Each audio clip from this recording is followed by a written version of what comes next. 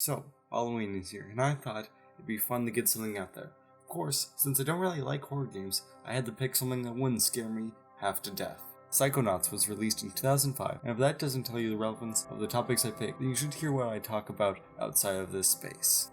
This game is a cult classic and very much beloved by the people who have played it. I can see exactly why, and I agree with them. This game's truly fantastic, but it also has some gaping flaws that really bother me. Now, before I get into the things that bother me, I should start with the aspects that I do like, because I like talking about things I like. Totally don't do that often enough. The art style in this game is fantastic. It perfectly balances the comedic and spooky elements, which make up the tone of the plot. Most of the character designs are great, and the voice actors are stellar and killing it most of the time. Quickly to the mechanics. All the psychic powers you unlock in this game are fun to play around with. They have wide utility use, and the game never seems to forget one long enough for you not to realize you need to use it in a situation. The music is also fantastic. All the tracks excellently set the mood for the levels, and speaking of the levels, they are the best part of the game. All the levels, except one I think, are set in the minds of the various characters. This is where the art direction really shines. Each one seems to be perfectly designed to show off the psyche of the character you're in the head of. You get the rigidly controlled mind of Sasha 9, the war-torn battlefield of Oleander, the chaotic theater Gloria's mind, and the twisted suburbia of the paranoid Boyd.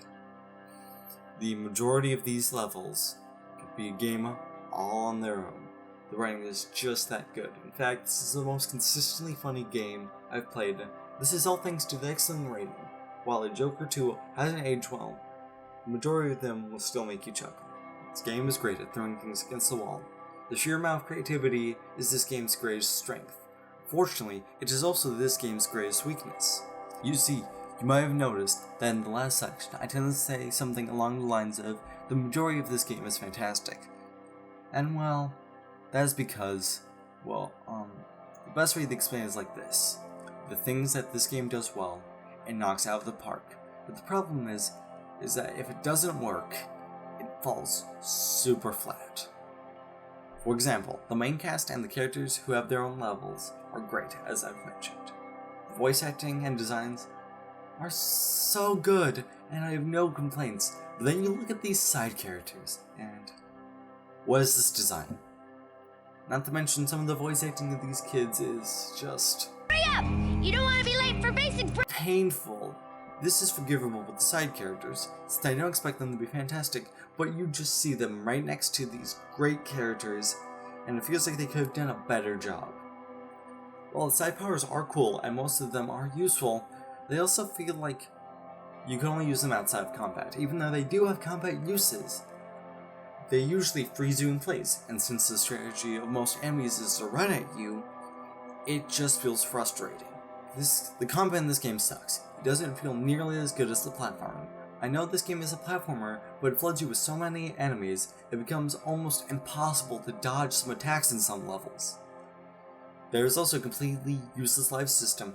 It barely punishes the player. It really just puts unnecessary stress. And while the levels are the best part, since they tell the best stories and have so much creativity put into the designs, some of these gimmicks just suck.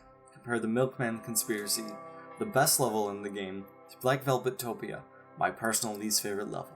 The Milkman Conspiracy is a twisted sprawl of suburbs, as I mentioned.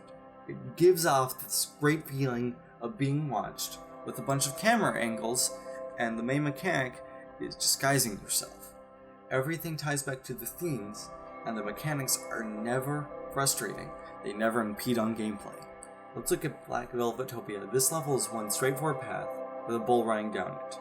You can use paintings to get through the alleyways and platform above the bull, but the thing is, you can skip the paintings. I got past everything with only buying 2 paintings. The reason I did this is A, I didn't have enough of the in-game currency to buy anything, I did not want to grind for more, and B, the game did not make it clear enough that I needed to use this mechanic.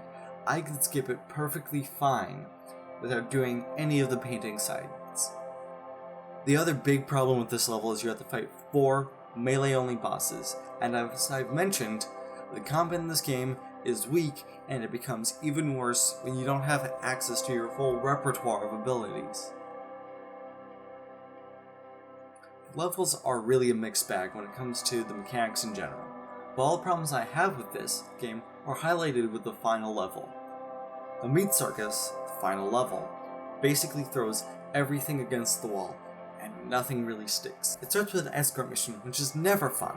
After that is a boss with an hitbox that doesn't make any sense to me. Then a final platforming section where sometimes the camera feels like it's really trying to kill me here. The final two phases of this final level are actually pretty good. It has a rematch against the first boss you fought, which is slightly less annoying, and it also has basically a kaiju fight, which is fun.